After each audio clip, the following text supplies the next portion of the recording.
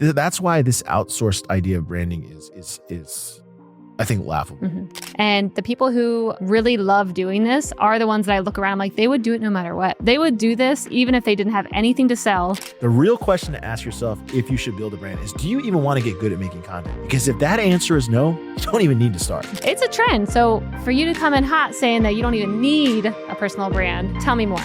Could you do the 10,000 hours? That's the real question to ask yourself. Because if you don't think that's interesting or compelling, or you want to do it, then do something else. Yep.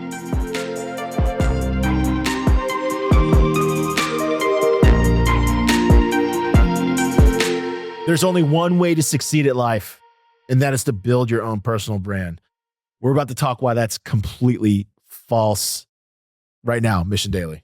Hey everyone, welcome back. This is Stephanie, and I'm joined by Albert, the one, the only, the man who thinks a personal brand is not necessary. It's not. So why do you say this? Because if you look around, you look on LinkedIn, you see all these young kids, you see all these executives, every person out there has probably been told, hey, you're an executive at this big Fortune 500 company. People need to know you. We need to get you on Instagram, get you posting on LinkedIn. You need to be a thought leader. And then you've got all these teenage kids who are like, I want to be a YouTube star. I need my own brand. It's a trend. So for you to come in hot saying that you don't even need a personal brand, tell me more. Well, let's start with the source of this advice. This advice to be a personal brand comes from people who have already done it and definitely have figured out a way to monetize it. So if you listen to an Alex Hormozi, a Gary Vaynerchuk, a Grant Cardone, like that's how they built their businesses. Or if you look at a younger influencer who's now a spokesperson for big products like the Paul brothers I guess one of the Paul and KSI with Prime Drink, which is one of the most popular drinks. So popularity has always been a part of business. People who are charismatic, who can sell, who are interesting, are always going to have an outsized lion's share of attention.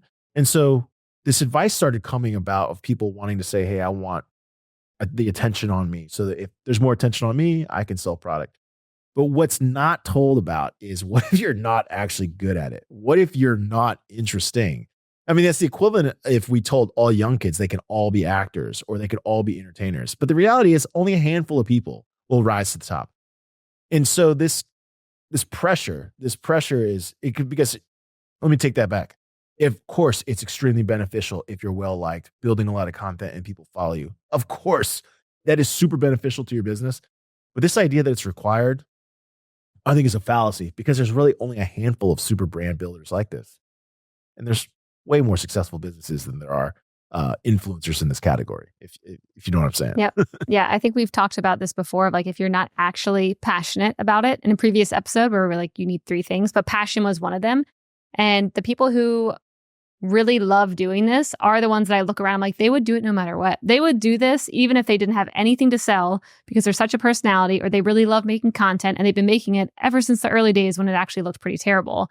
So I think you're right. Like having passion behind this, as with anything you're doing, like that's probably the only reason that you should be doing this. Because if not, if you really don't like it and your first thought is, okay, I'm a big CEO, people need to know about me, but I don't want to get on camera. I really don't like taking pictures. I also freaking hate writing. Let me get a ghostwriter brand builder for me who's going to learn my voice and do it for me. I think it's going to be a huge waste of money. Mm-hmm. It just is. And so let's take an example of someone who's did it that we've literally seen the transformation over time because it's all documented. I'm going to use Gary Vaynerchuk. Mm-hmm. And when he first started Wine Library, it was just him reviewing wines. Rudimentary equipment, whatever he had, he was promoting his dad's liquor shop, wine and liquor shop. So eventually became more popular. People liked the way he delivered it. And he was starting to pair wines with like uncommon things like, Doritos and so on.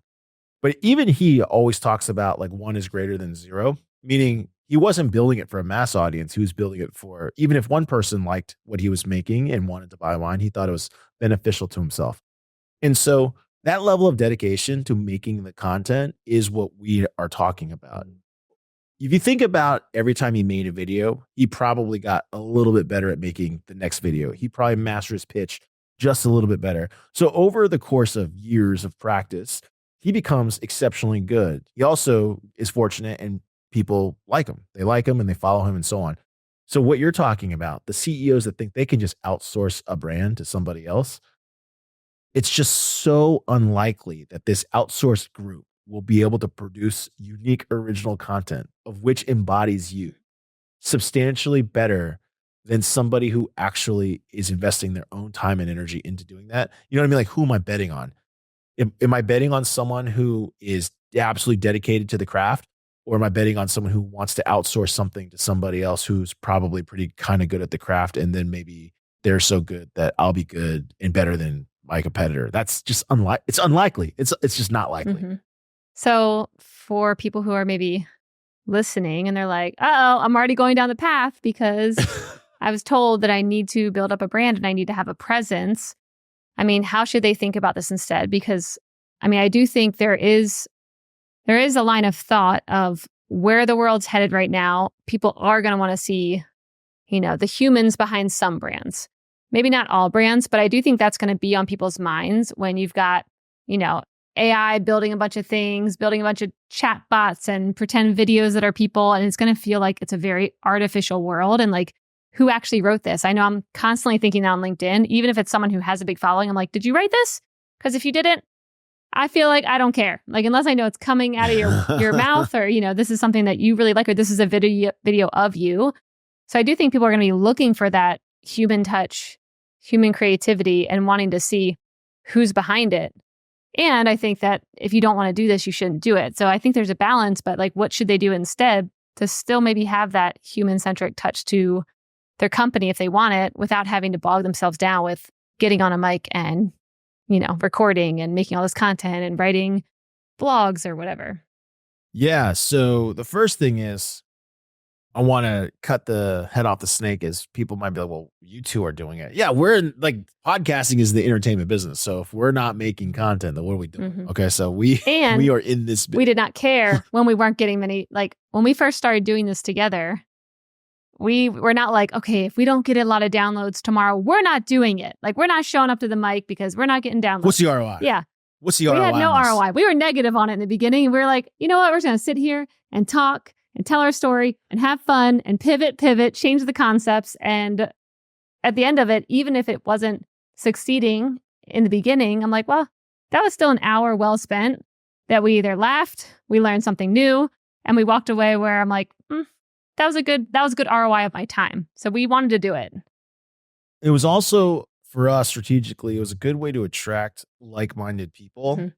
And so we made the conscious decision to make the things that we could make, which is we know how to make podcasts, and kind of share a little bit more about who we are, what we think is important, and so on, because we thought maybe that will attract, other people who want to find a supplier of podcasts that want to work with people that sound like you and I. Mm-hmm. And so that was kind of our very long, stretchy bet. And it's worked. We have managed to get customers. But the thing is, rooted in what we just said there, is that we stayed true to what we could create and who we were. That's why this outsourced idea of branding is I think laughable. Mm-hmm. I think it's so unlikely it'll work. It's just because nobody thinks like you. Nobody thinks like us. Nobody thinks like someone. Like, I think like me. That's it. It's a Gary Vee line, which Hormozi made more famous, which is like, you are your own niche, right? Whatever you're interested in is actually your thing. So no one else understands it. When it comes to brand building and you hear about people talking about this, they're only talking about it from the vantage point of, if you were good. Mm-hmm. Well, if you were good at anything, that's what you should do. You know what I'm saying? Like, it's nonsensical advice. It's like, of course, if you were good at making content, you would be able to possibly build a brand around the content you built because you're good at it.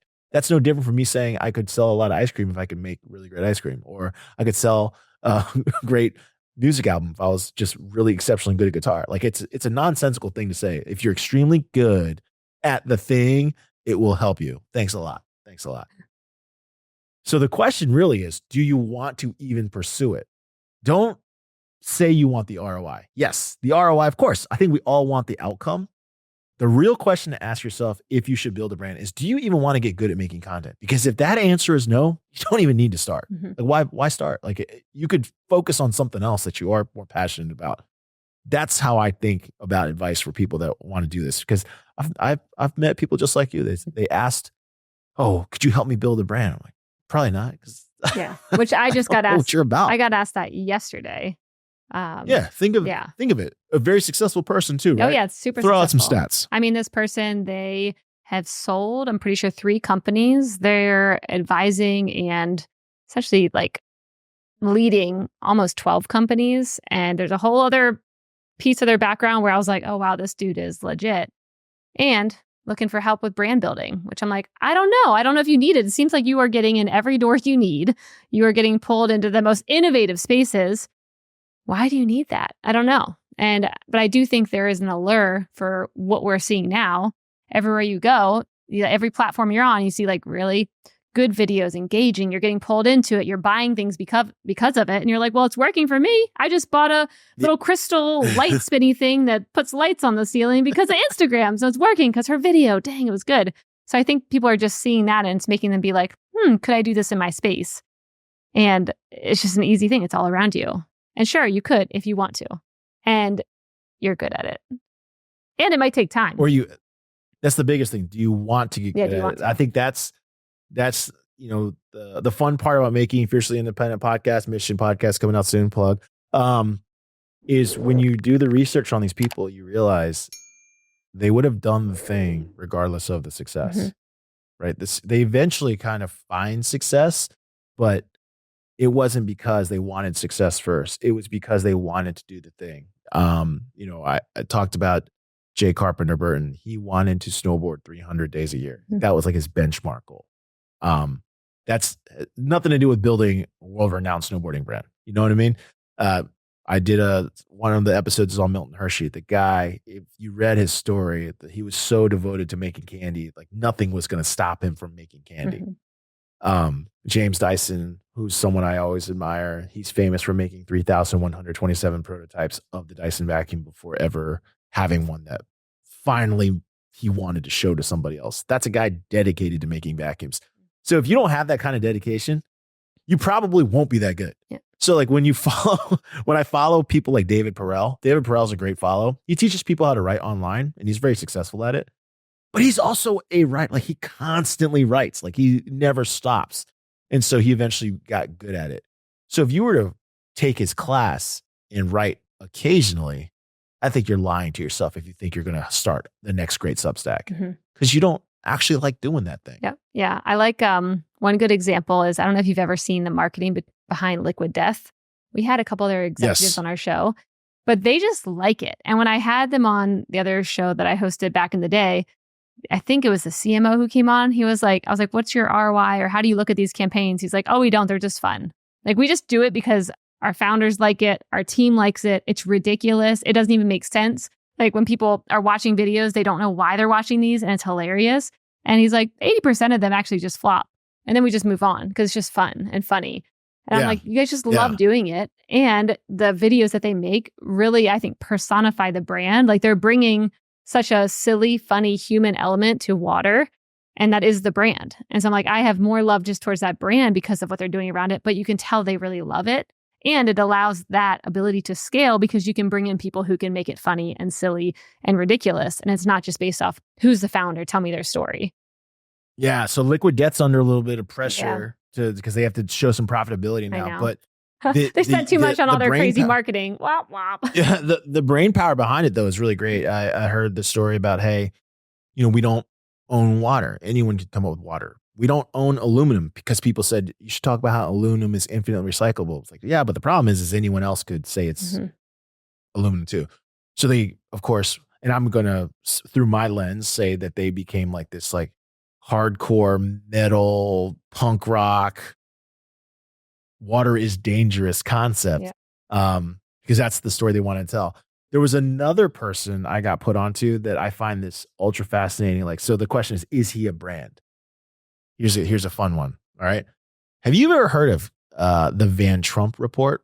No, I have not.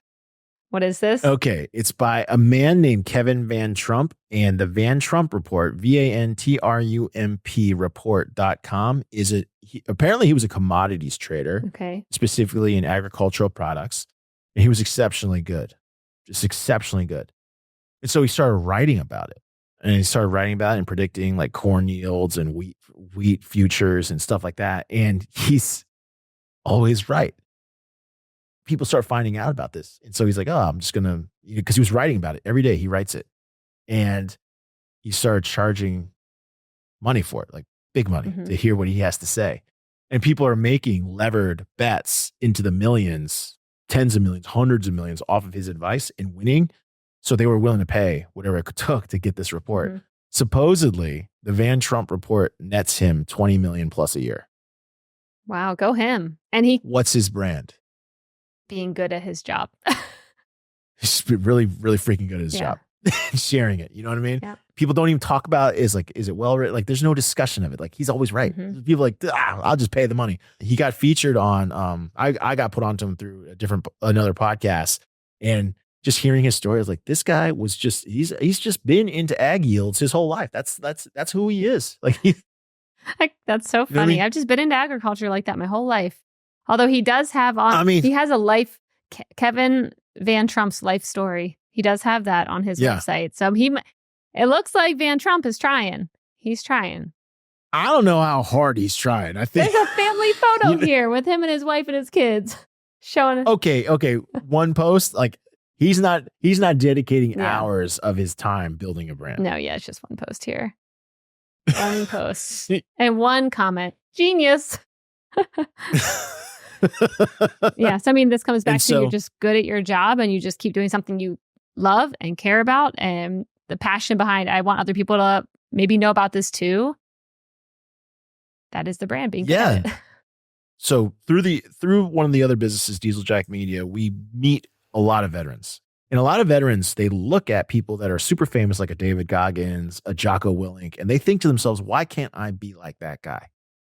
That guy's a SEAL, I'm a SEAL. That guy's a Green Beret, I'm a Green Beret. That guy does Iron Man, I do Iron Man. If you think about Black Rifle Coffee, which is a huge publicly traded company now, Evan Hafer is the face of it, but some of the other faces are more famous than him, right? And then of the other faces that are on the team, nobody knows about them. And so people think to themselves, like, why can't I use my face, my military service, and be just as famous as those guys? And I always say to them, I was like, but you don't make videos with the volume and velocity that these guys are making. These guys don't stop. Like, and then even if you did it, you would just be a me too. You'd be now second, right? Because there's already a guy like that. So you have to kind of come up with your own angle. And that's one of the things when we think about brand building is like, unless you're doing the thing and you want to do the thing, you probably just not going to be good at it. Yep. It's just tough. Yeah. I saw someone actually, which showed me the power of word of mouth. We were talking about maybe new windows on a house or something like that, getting new windows. When do you get new windows? I don't know. And my friend's like, you should go check out this company. They have really funny marketing. And I go on their Instagram account and it's these two dudes, just ridiculous, like level of marketing around window treatments, like a little bit of vulgarity here, a little bit of like sexual innuendos, like whatever they could do was on this channel, but you could just tell these two loved it and they were getting traction. I mean, lots of people following them, but not from Austin. But then also people from Austin finding them and using them just because they have funny marketing for such a boring thing. And I had actually two different people in my community be like, have you seen this? This guy's really funny. And I was like, this is the window treatment guy. Yes, I've seen him before. So I do think because he loves it, it comes through, like his personality comes through. And he, I don't know if he went into it being like, I want to build a brand around me.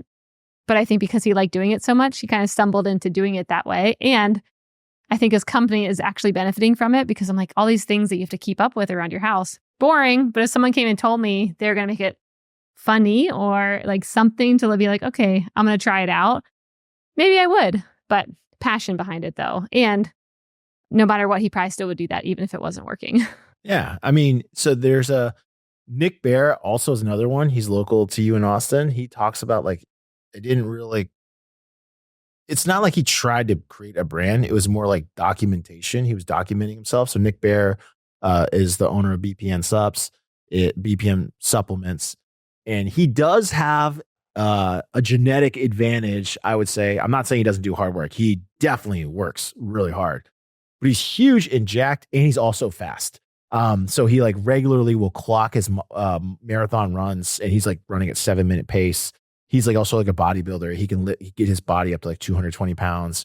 And so that's worth documenting, right? Like you are now the content because he's selling supplements. Like, look how fast I can run. Look how far I can jump. Look how jacked I am.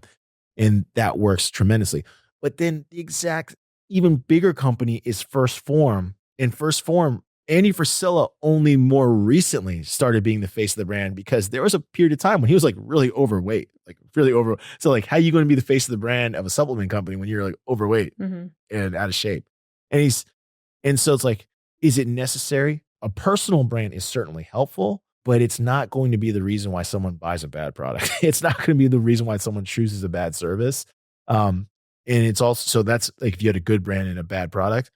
Likewise, if you have a good thing and you have a bad brand, you could have no existence. You know what I mean? Like if you have a really great product, you just walk wherever you want and no one will know who you are. I always think about this when I drive down the street with my sons, and I always point at big buildings with businesses that have names on them and you have no idea what they do.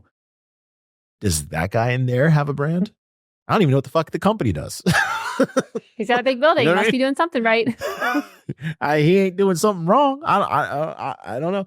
Especially like the buildings you see for decades. Like I go surfing from Raleigh to Wilmington. I've made this drive so many times and I see this same, like it's been named the entire time. Like, you know, for 20 plus years, this thing's been in business doing its thing. Like Interroll or something. I have no idea what it does. Never heard of it. Yep. I think it'd be interesting to anyone who's thinking about brand building, thinking about the 10,000 hours of like what it takes to be good at something, and then doing the math of like, what is my hourly rate or what is my return, you know, otherwise doing other things. If I put that amount of money into marketing, into hiring a team, into getting customer case studies, into personalizing whatever I'm doing with my customers, whatever the other alternatives are, I think it'd be interesting to compare financially of like, okay, if I spend 10,000 hours doing this because I want to, maybe, and I'm committed to it, is it worth it? Or is it more worth it to just double down my product and make more partnerships and have new places to sell or whatever you're doing? I think that would very quickly make a lot of people be like, I don't know if I want to spend 10,000 of my hours figuring it out. That's a great test. Because we've done it. We've definitely recorded over 10,000 hours. We're still figuring it out. I don't know if I've personally recorded 10,000 hours. So? 10,000? I'm probably 1,000, 1,500. I can't, 10,000? That's a lot. I feel like I'm at 10,000. Because I've done. You might be. Yeah. You might be. Yeah. Yeah. You might be at 10,000 hours. But if every new thing that, you know. And you still stink? Exactly. Hey. I'm like, I'm still figuring it out. I'm here for the cause. I'm here for the commitment. Yeah, exactly. So there you go. That's what we've learned today is there's a big rush from, you can name it, let's just go with LinkedIn, to push and build a personal brand. There is no doubt if you had one, you would benefit from it. But the real question is not whether or not would you benefit. I think you would, is like, could you do the 10,000 hours? That's the real question to ask yourself. Because if you don't think that's interesting or compelling or you want to do it, then do something else. Yeah. Or you're going to give up when it gets hard. Don't feel that pressure. And then you're not getting the views you want. People aren't liking your content and you're going to give up quickly. Probably shouldn't do it. Yeah. Imagine someone said that instead of like it was content. See, here's my hypothesis. It's because it's content, people think that they could do it. But if you named something that was like really, really hard, you called it something else. Like it's not making content. It's, I'll tell you something I hate. Cross stitching. I don't like sewing. I don't like sewing because I think it's really hard to put your fingers are big. The needle through the eyelet of the the thread through the eyelet.